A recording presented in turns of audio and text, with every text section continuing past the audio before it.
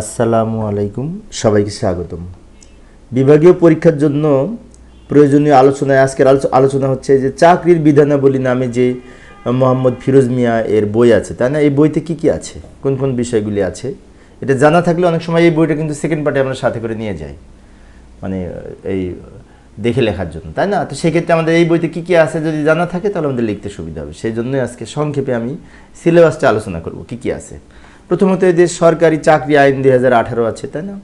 এছাড়াও আরও অন্তর্ভুক্ত আছে সরকারি কর্মচারী শৃঙ্খলা ও আপিল বিধিমালা 2018, সরকারি কর্মচারী আচরণ বিধিমালা 1979, সরকারি কর্মচারী নিয়মিত উপস্থিতি বিধিমালা 2019, প্রশাসনিক ট্রাইব্যুনাল আইন ও বিধি 1980, বাংলাদেশ চাকরি এই যে বিনোদন ভাতা বিধিমালা 1979, এছাড়াও আছে ছুটি নির্ধারিত ছুটি বিধিমালা 1959। এখানে আবার ওই যে অন্যান্য ছুটি বিএসআর এই যে সার্ভিস বাংলাদেশ সার্ভিস রুলসের আলোকে যে সমস্ত ছুটি আছে সেগুলোও কিন্তু এখানে অন্তর্ভুক্ত করা হয়েছে ওই বিধি উল্লেখ করে। এছাড়াও আরও কী আছে এই বইতে লক্ষ্য করি, ভ্রমণ ভাতা ও যোগদানকাল সম্পর্কে বলা আছে, ভবিষ্যৎ তহবিল ও কল্যাণ তহবিল সম্পর্কে বলা আছে এই বইতে, এই সরকারি গোপন আইন 1923 সাল সম্পর্কে এই গোপন আইন সম্পর্কে বলা আছে, এখানে কোথায় যাওয়া যাবে কোথায় যাওয়া যাবে না, অর্থাৎ নিষিদ্ধ এলাকা সম্পর্কে এখানে বলা আছে, তাই না? আচ্ছা, গণকর্মচারী অবসর ভাতা বিধিমালা 1975 সম্পর্কে এই বইতে বলা আছে।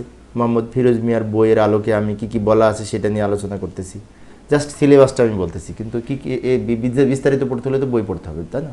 আমরা মূলত এই বইতে কী কী আছে এটা যদি মনে থাকে তাহলে কিন্তু খুব সহজে খুঁজে বের করা যায়, সেই জন্যই আজকে সংক্ষেপে আলোচনা আর কি।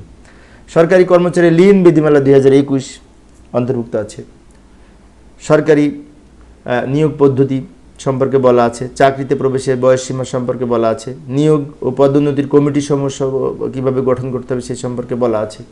এছাড়া আছে জ্যেষ্ঠতা নির্ধারণ সম্পর্কে বলা আছে, জ্যেষ্ঠতা নির্ধারণ সম্পর্কে, পদোন্নতি সংক্রান্ত বিধান সম্পর্কে বলা আছে, নন ক্যাডার কর্মকর্তা ও কর্মচারীর জ্যেষ্ঠতা বিধান পদোন্নতি বিধিমালা 2011 সম্পর্কে বলা আছে, প্রেষণ ও বদলি সম্পর্কে বিস্তারিত বলা আছে এই বইতে, সাময়িক বরখাস্ত এবং চাকরি থেকে ইস্তফা সম্পর্কে বলা আছে, তাই না? নিয়োগ এবং অবসর সংক্রান্ত বিধিমালা সম্পর্কে বলা আছে। এর বাইরে আরও আছে, কিন্তু পরীক্ষার জন্য যেগুলো বারবার এসছে তার আলোকে আমি এখানে আলোচনা করতেছি সংক্ষেপে।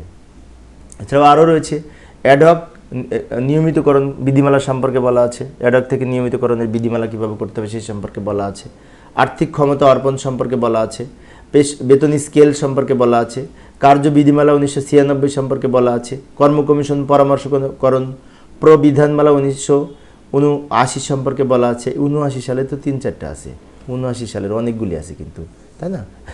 যেমন কর্মচারী সরকারি কর্মচারী আচরণ বিধিমালা 1979, তারপরে যে কর্ম কমিশন পরামর্শকরণ প্রবিধানমালা 1979, আরেকটা আছে সাধারণ ভবিষ্যৎ তহবিল 1979, তারপর সরকারি কর্মচারী বিশেষ করে বিধান 1979 সম্পর্কে আরও আছে, কিন্তু যাই হোক আমরা এগুলা বই পড়ে আরও জানতে পারবো। কর্মচারীদের দাপ্তরিক পোশাক ও আনুষঙ্গিক দ্রব্যাদির প্রাপ্যতা সম্পর্কে বলা আছে, এই জনাব মোহাম্মদ ফিরোজ মিয়ার বইয়ের আলোকে আমি আলোচনা করতেছি। আরও আছে লক্ষ্য করি, বিদেশ ভ্রমণ এবং প্রশিক্ষণের নীতিমালা সম্পর্কে বলা আছে, গোপনীয় অনুবেদন ও চাকরির রেকর্ড সম্পর্কে বলা আছে, মানে এসিআর সম্পর্কে, তাই না?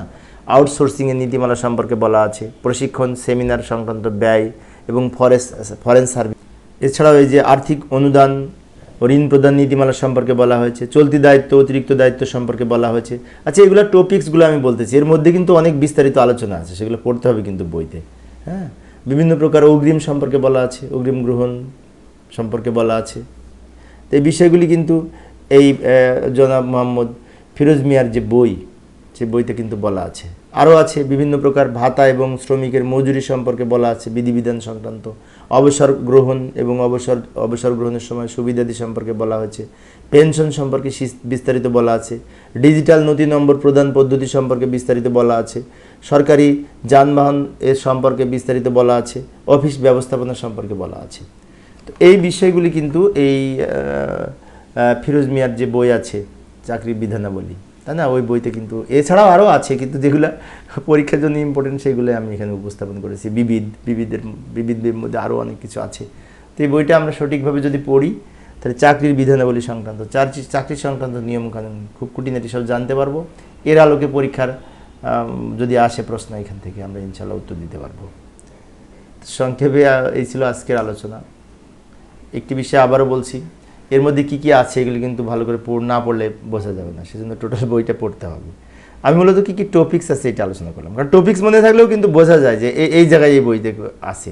কারণ দেখে দেখে যখন সেকেন্ড পার্ট লেখা হয় তখন তো এই বইতে কী আছে যদি না জানতে পারি তাহলে আমি কেমনে লিখবো, তাই না?